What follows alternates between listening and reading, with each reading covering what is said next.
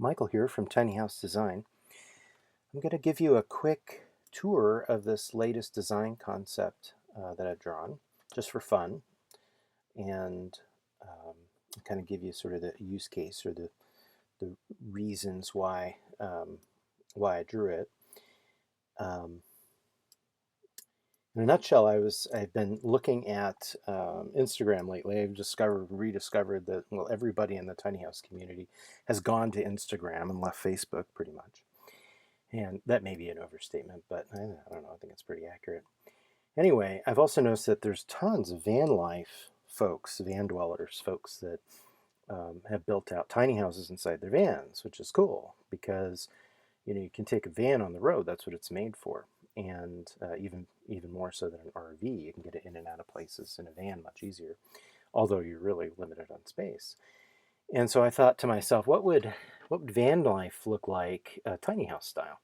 And so that was really sort of the, the beginnings of this particular design concept. And so let me show you what I did. But first, just a quick explanation of something. So if you go to my blog, you usually see pictures that look like this, but they really start out like this. And so in this video, you're going to see this style, which is really just native SketchUp, which is the software. And these are renderings from SketchUp. I just use a plugin to click export, and many minutes later it exports these pictures. So that's what you'll see on the blog, more photorealistic images, and here you'll see the SketchUp drawings, so just in case you were wondering. So, but there's tons. I had so much fun with this drawing. I built in a bunch of cool little things that I just think are cool. And most I explained in the blog post, but I'll maybe touch on a few of them here too. So first of all, it's got tons of big windows, and I'm picturing these windows would have, between the glass blinds, so you could open and close the blinds. It's a little more expensive kind of window, but I think it would work great in this house for sure, because it's so small. And in most tiny houses, that would work really nice, even though they're a little more expensive. So it's got lots of windows. It's got this big, show you, go this way. Show you the inside from the top down. Here we go. So it has this big living room, about 8 by 8 is what it is. It's got a nice built-in cabinet here, some shelves, a little whiteboard, which I'll get to in a minute. It's got a washer-dryer combo unit in here, and a real closet that could hang shirts. It couldn't really hang dresses. It's not that tall. And then on both sides of the living room, oh, I didn't turn one on here. My bad. Table, desk, down. So there's a desk on the left. There's a desk/table on the right, and they flip up. Table up. Okay. There's a little shoe bin there. There's a TV here that I imagine would be on one of those swivel deals. The sofa bed pulls out into a queen size. This drawer opens up, and then I imagine the boards that would be under this mattress could also be used on top of the drawer and make a nice big flat surface at night, and you turn the futon or 2 cushions into a bed. Has this little inset diagonal door thing going on here, this little entryway. Kind of a normal tiny house bathroom, nature set, composting toilet, 32 by 32 shower, a cabinet above the toilet, kind of a small but normal tiny house kitchen. I did something fun here with the Berkey. So I use a Berkey water filter, and maybe you do too, so you know what I'm talking about. They're kind of a pain to fill, and they're kind of odd to like fit into your kitchen, just because it's not really like the right size for things. It's like they're too tall, you need some kind of stand, and they're kind of hard to fill because you would need to have like a faucet that you can reach up here and fill it up. So I thought, well, wouldn't it be nice just to have a cabinet that didn't have a bottom in it, right? So it sort of hid away half of it. And it had a little spigot above there so you could refill it without having to move your Berkey around. This is the travel Berkey is what I've pictured here, which is the one we can get in California legally. We have a stupid law that prevents the other ones. But because it's a travel Berkey, you can, that's the loophole. Anyway, so there's that. And then another kind of cool feature, I don't see this a lot in tiny houses, is this garage. Now in my book, Tiny House Floor Plans, I show this type of space in almost, if not all, the floor plans. I just account for a little cubby that is accessible from the outside, and then of course it has doors that cover it up. In this view, they're not turned on, but I can go find that really quick. There they are. So it has these doors that would shut while you're driving, and then imagine like you have the lower cubby, you have something in there that you don't want to be cooped up, you want to vent. So let's say this one's vented, so it has two doors on it. And then when you actually want to access everything, those doors open up and you can get to it. So, you know, so you can store your batteries or more batteries down here instead of gas if you don't use gas. Let's say the whole house is, with that many solar panels and enough batteries, you could have AC, you know, you could have your induction hot plate, your microwave oven, and your air conditioner with enough batteries, right? With enough power, you could do that on a house this size. But anyway, it's good to have a space where you can put things like this, and because you don't want some things like gas leaking into your house, or even let's say you have a damaged battery cell, you know, and it's leaking something. That would be bad. So it just seems like a tiny house needs a garage. In other words, that's what I'm saying. And this is that little garage space. Now, a lot of times people will put that on the over the tongue of the trailer, and that's cool. And I did that here with the AC unit. That's the only thing I don't like about this design, is this. I kept looking for somewhere to put the compressor for the mini split air conditioner and just couldn't find it. Okay, so here's another cool thing, I think. A metal with a metal grate ramp on the side of the house. When folded up, still keeps the house under the 8'6" width, you know, max. And this little porch, same thing. There's no wood framing here. That's the trailer. And so I just imagine welding in little support around that on top of the trailer, and then that becomes your porch. And how nice would that be? The kids are running up in here. It's like wiping their feet as they're going up the ramp, and the dirt and sand are falling off, and then they can come to the house, hang up their shoes just inside the door, and you can keep some of the dirt out of the house. And then the ramp idea, not thinking so much for accessibility, but you know, if the ramp were long enough, you know, that would be kind of cool too. You can have a wider door, you know, and actually get like a wheelchair in there using a ramp idea like that. But that's not what I was thinking here. I was just thinking, you know, kids, utility, you know, stairs don't really fit folded up on the side of the house because of the width issue, so I thought a ramp would be cooler. And that, I think, and I love the porch idea. Oh, and the porch thing, and I ramble on about this in my post too.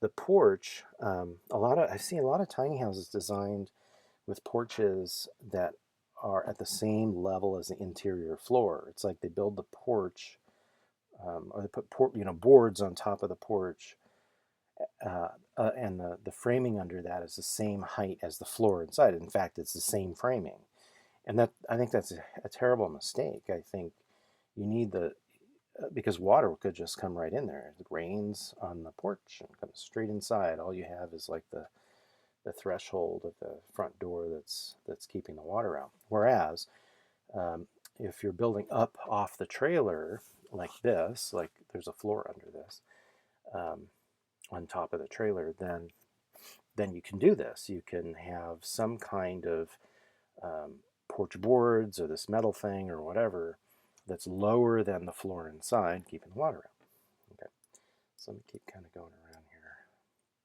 What else do I want to show you? Oh yeah, let's just show you the living room a little bit more because it's kind of cool.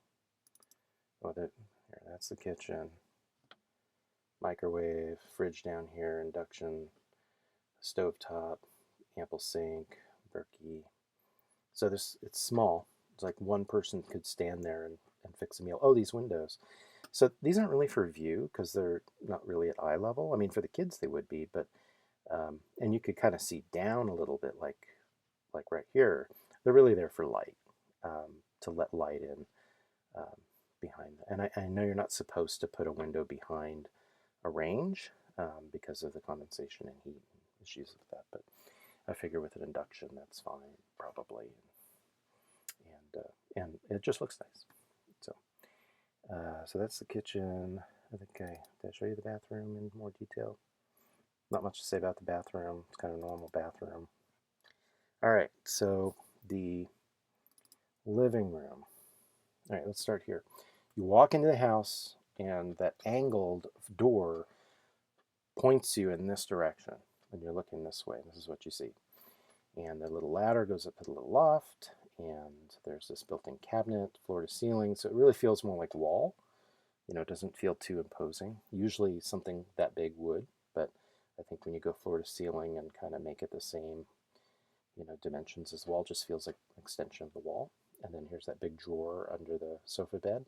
Oh, and behind the sofa bed, because of that, I didn't get into that yet, but the bump out in the back, that 45-degree bump out, this thing here.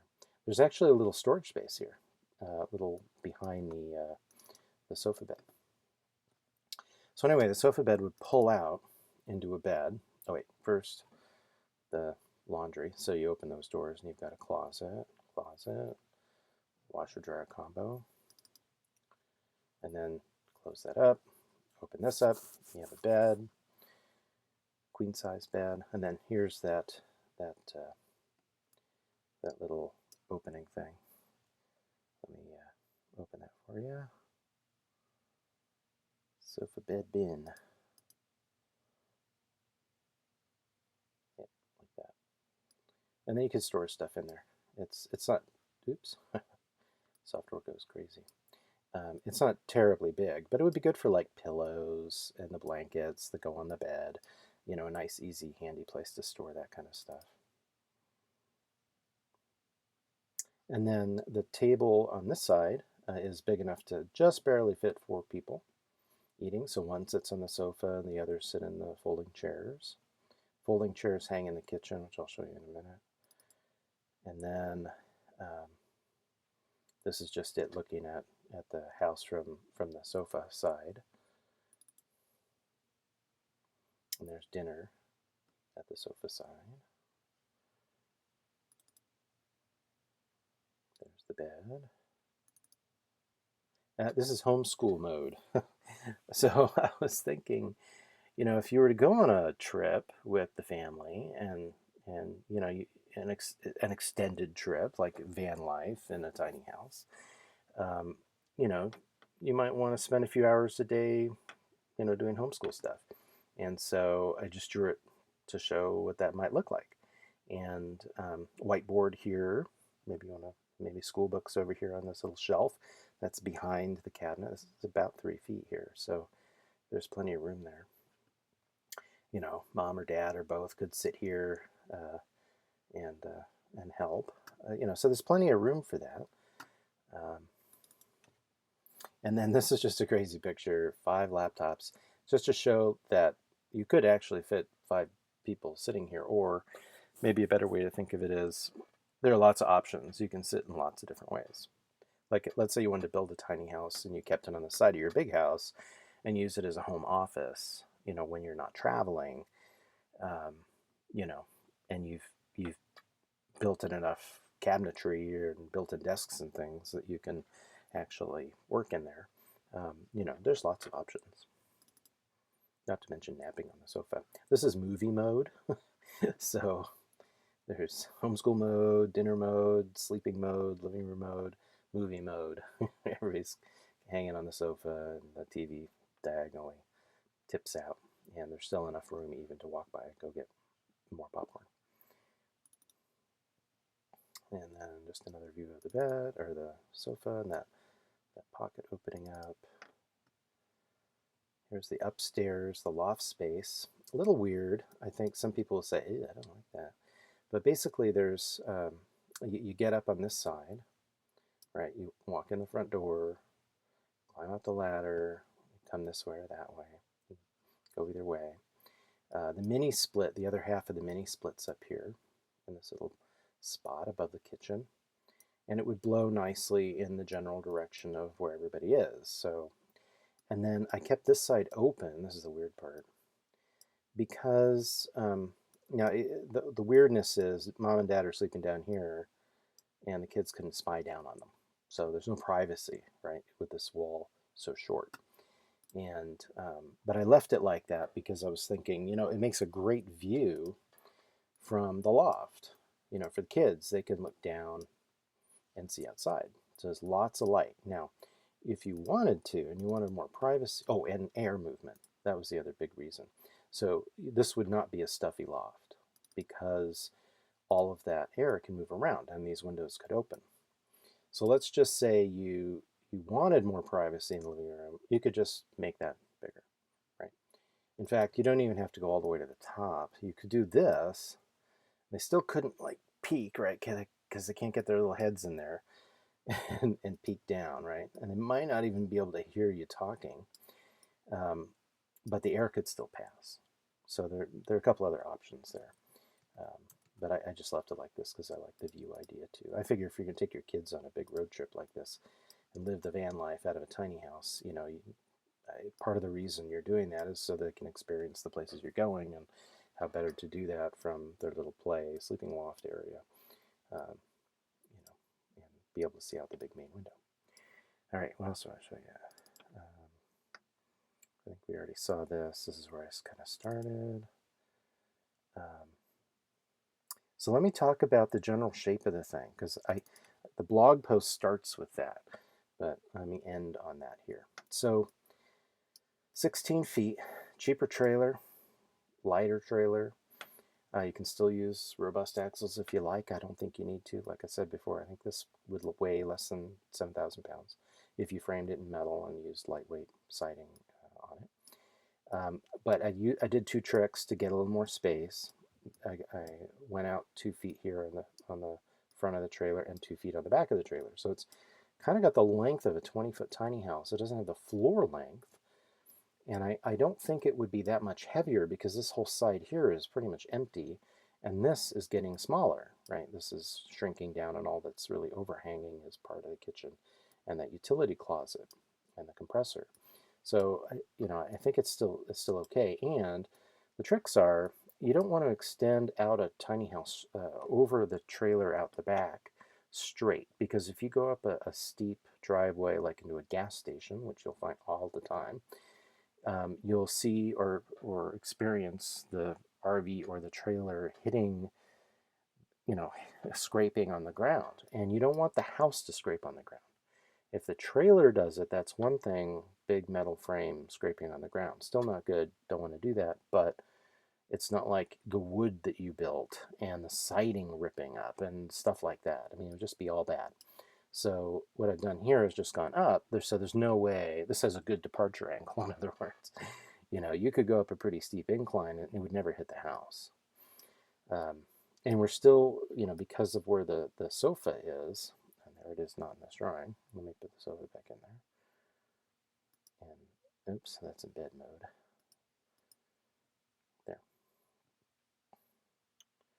There, in sofa mode, you can see it's sitting out over that a little bit, like a foot, and then the other foot is that bin that's behind the sofa bin. So you're still getting some of that advantage of the extra space. You got a good departure angle, and it's still not adding that much weight to it.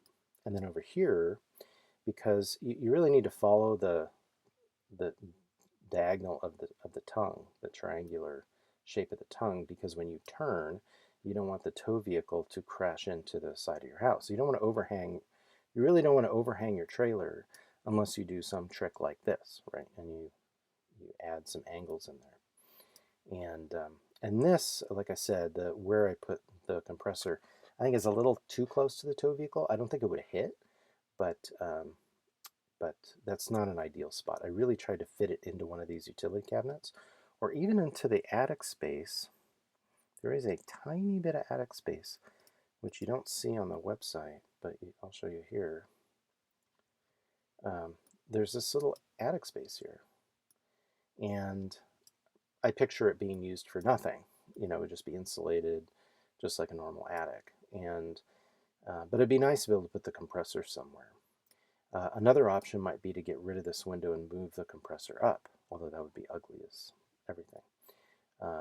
But you could, or you could lose some of the space below counters somewhere. There's also that bookshelf space. Let me get rid of the walls for a second so I can show you what I'm talking about. Walls and windows on the siding. Another potential spot would be right here behind the washer-dryer unit. Would be to inset that into that space. But other than that, that's all I could come up with. You know, or maybe back here, but that would look funny because it would stick out. So anyway, but that's the only little thing that I didn't like. But I thought that was the, you know, sticking it out front here was the best option. So anyway, hope that wasn't too long-winded for you, but and I hope you enjoyed getting a slightly better look at this design concept. Oh yeah, there's the ramp folded up while you're on the highway, and then down while you're parked. Again, I just like drawing these, so I just draw them, and I'm just sharing it because why not? And if you like it, go take a look, read more about it at tinyhousedesign.com. And I don't have any plans to make framing plans for this one yet. I just did it because of personal interest. But anyway, if you have any questions, post them there. Ideally, I have a hard time with YouTube comments. They just don't get to me for some reason. They're hard for me to track. But the blog comments, I see all of those. Thanks for watching.